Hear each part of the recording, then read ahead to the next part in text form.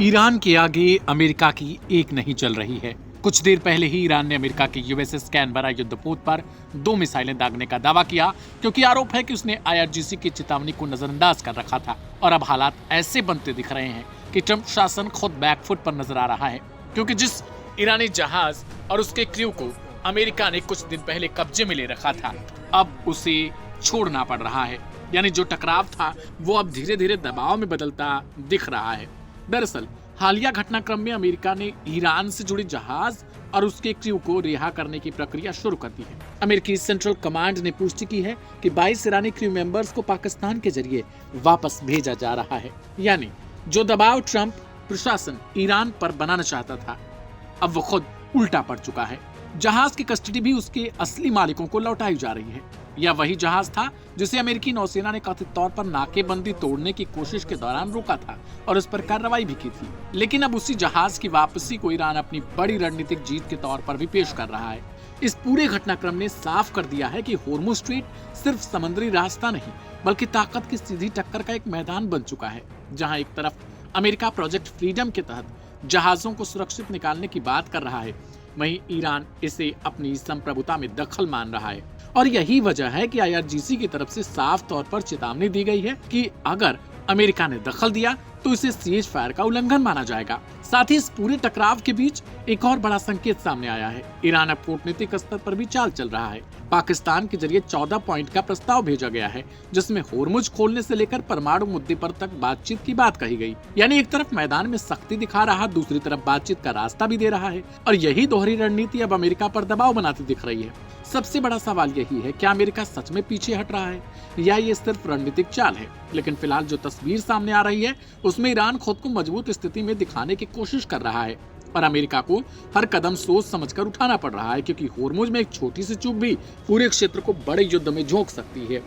लेकिन क्या ईरान जिस तरीके की चाल चल रहा है उसमें अमेरिका अपने आप को बुरे तौर पर फंसाते नजर आ रहा है?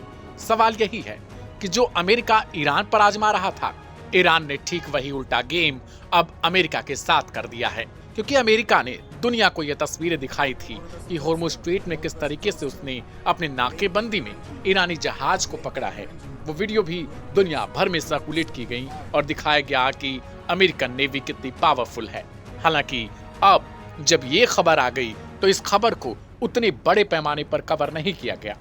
ईरान का दावा है कि अमेरिका एक नैरेटिव सेट करना चाहता है, लेकिन उसे ये भारी पड़ेगा।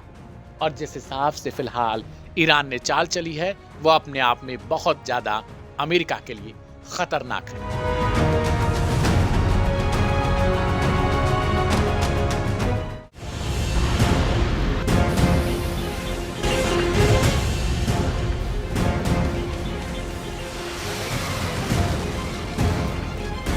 जंग फिर से भड़क उठी है।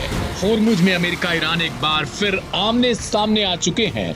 जी हां, इस वक्त की बड़ी खबर है कि अमेरिकी युद्धपोत पर आईआरजीसी की मिसाइलें टूट पड़ी हैं, जिससे अमेरिका को बड़ा झटका लगने का दावा किया गया है। ईरानी न्यूज एजेंसी फार्स के मुताबिक होर्मुज स्ट्रेट में एक अमेरिकी नेवी शिप पर 2 मिसाइलें दागी गईं, जिससे जहाज को नुकसान पहुंचा और उसे पीछे हटना पड़ा है। तो बड़ी खबर होर्मुज से इस वक्त की, ईरान ने सबसे पहले चेतावनी जारी की कि अमेरिका अपने वॉरशिप को ईरान के करीब ना भेजे, वरना उसे निशाना बनाया जाएगा। लेकिन बार बार अमेरिकी नेवी इस चेतावनी को नजरअंदाज करती रही। उसे लगता रहा कि ईरान कोई अटैक नहीं कर पाएगा या फिर उसके एयर डिफेंस सिस्टम उसे नष्ट कर देंगे।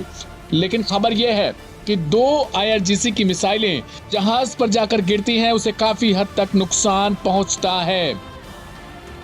ये भी है कि अमेरिकी जहाज ने ईरानी नौसेना की चेतावनी को नजरअंदाज करते हुए स्ट्रेट पार करने की कोशिश की, जिसके बाद यह हमला किया गया। हालांकि इस पूरे घटनाक्रम पर अमेरिकी सेंट्रल कमांड यानी सेंटकॉम ने एक अलग तस्वीर पेश करने की कोशिश की है। सेंटकॉम ने साफ कहा है कि उनके किसी भी जहाज पर कोई हमला नहीं हुआ और अमेरिकी सेना प्रोजेक्ट फ्रीडम के तहत ऑपरेशन जारी रखे हुए। साथ ही ईरानी बंदरगाहों पर नाकेबंदी को और मजबूत किया जा रहा है। यानी एक तरफ ईरान का बड़ा दावा है, उसकी जो स्टेट मीडिया है उनकी तरफ से इस बात की पुष्टि की गई है कि आईआरजीसी ने अटैक किया है 2 मिसाइलों से। और क्या अमेरिका इस बात को स्वीकार करेगा? हालांकि कई बार ये देखा गया है कि अमेरिका शुरुआती दौर में स्वीकार नहीं करता, लेकिन बाद में अटैक करता है और कहता है कि हाँ, हम पर हमला हुआ था, इसलिए हमने दोबारा अटैक किया है। इस बीच पिछले 24 घंटों की बात करें तो हालात तेजी के साथ बिगड़ रहे हैं। आईआरजीसी के पूर्व कमांडर मोहसिन रजाई ने अमेरिका को खुली चेतावनी देते हुए कहा कि हॉर्मुज को अमेरिकी सेना की कब्रगाह बना दिया जाएगा। वहीं दूसरी ओर कूटनीतिक मोर्चे पर भी हलचल है।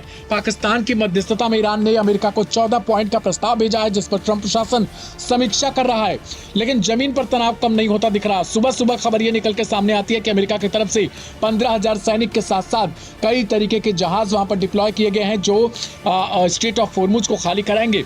लेकिन हॉर्मुज को खाली कराना तो दूर की बात, 2 मिसाइलें उल्टा उनके जहाज पर जो यूएसएस कैनबरा है उस पर जाकर गिरती हैं और खबर यह है काफी हद तक नुकसान पहुंचा। लेकिन अमेरिकी सेंटकॉम ने इस बात को नजरअंदाज किया। उन्होंने कहा ऐसी कोई खबर नहीं है, लेकिन जमीन पर तनाव नहीं कम हो रहा है। हॉर्मुज में एक बड़े कार्गो शिप पर भी छोटी छोटी नावों द्वारा हमला किया गया, ऐसी खबर आई है और बताया गया कि ये कार्गो शिप जो है वो यूएई से जुड़ा हुआ है। यूएई ने इस बात की पुष्टि भी की, हालांकि किसी के घायल होने की खबर नहीं है। वहीं अमेरिकी नाकेबंदी के चलते अब तक 49 व्यापारिक जहाज अपना रास्ता बदल चुके हैं। इस टकराव का असर सिर्फ समंदर तक सीमित नहीं रहा। देखिए, अमेरिका के अंदर भी इसकी गूंज सुनाई दे रही है। पेट्रोल की कीमत बढ़कर $4.4 प्रति गैलन पहुंच गई है। वहां पर फरवरी के बाद से इसमें $1.47 की बढ़ोतरी भी दर्ज की गई है। यानी युद्ध की आहट अब सीधे आम लोगों की जेब पर असर डाल रही है। बड़ा सवाल अब यही है, क्या यह सिर्फ चेतावनी और जवाबी बयानबाजी है या फिर एक बड़े युद्ध की शुरुआत दोबारा से उठने वाली है? क्योंकि अगर हॉर्मुज स्ट्रेट पूरी तरीके से युद्ध का मैदान बनता है तो इसका असर पूरी दुनिया की अर्थव्यवस्था, तेल सप्लाई और ग्लोबल सिक्योरिटी पर पड़ना तय है। फिलहाल दोनों तरफ से दावे और खंडन जारी है, लेकिन तनाव जिस रफ्तार से बढ़ रहा है किसी भी वक्त हालात को विस्फोटक बना सकता है। यानी महाजंग दोबारा छिड़ने वाली है, जिसकी शुरुआत कहा जा रहा है कि ईरान ने कर दी है। लेकिन क्या अमेरिका इस बाबत कोई जवाबी कार्रवाई कर पाएगा? क्योंकि अमेरिका को भी इस बात का कहीं ना कहीं डर है कि अगर वो अटैक करता है, हमला करता है, तो ये युद्ध फिर से शुरू हो जाएगा और उसके लिए काफी मुसीबत हो जाएगी। क्योंकि उतने दिनों की युद्ध में, 40 दिनों की युद्ध में अमेरिका को बहुत हद तक नुकसान पहुंचा है। फिलहाल देखिए क्या होता है दोनों के बीच।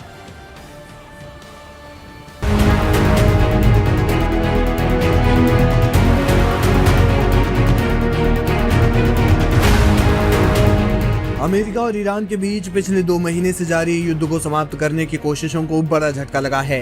अमेरिकी राष्ट्रपति डोनाल्ड ट्रंप ने शुक्रवार को ईरान द्वारा भेजे गए शांति प्रस्ताव पर असंतोष व्यक्त करते हुए कहा कि वे तेहरान की पेशकश से खुश नहीं हैं। व्हाइट हाउस में पत्रकारों से बात करते हुए ट्रंप ने स्पष्ट किया कि जब तक ईरान सही शर्तों के साथ सामने नहीं आता, अमेरिका किसी समझौते पर हस्ताक्षर नहीं करेगा। राष्ट्रपति ट्रंप ने ईरान के सामने केवल 2 विकल्प रखे। उन्होंने कहा कि हमारे पास विकल्प मौजूद है, या तो हम वहां जाकर उन पर भीषण बमबारी करें और उन्हें हमेशा के लिए खत्म कर दें, या फिर हम कोई समझौता करने की कोशिश करें। मानवीय आधार पर मैं समझौते को प्राथमिकता दूंगा। ट्रंप ने यह भी दावा किया कि ईरान की हालत खराब है और वो समझौते के लिए बेताब है। उन्होंने भविष्यवाणी की कि युद्ध समाप्त होते ही तेल और गैस की कीमतों में भारी गिरावट आएगी। क्या है ईरान का नया प्रस्ताव? ईरानी समाचार एजेंसी इरना के अनुसार तेहरान ने युद्ध समाप्त करने और स्ट्रेट ऑफ हॉर्मुज को खोलने के लिए एक नया प्रस्ताव भेजा है। हालांकि विवाद का मुख्य कारण परमाणु कार्यक्रम है। ईरान चाहता है कि युद्ध अभी समाप्त हो जाए, लेकिन उसके परमाणु कार्यक्रम पर बातचीत बाद में की जाए। राष्ट्रपति ट्रंप ने इस प्रस्ताव को खारिज कर दिया है। एक्सियोस की रिपोर्ट के मुताबिक ट्रंप चाहते हैं कि परमाणु मुद्दा अभी के मसौदे में शामिल हो और ईरान बमबारी से प्रभावित अपनी परमाणु साइटों पर कोई भी गतिविधि न करने की गारंटी दे।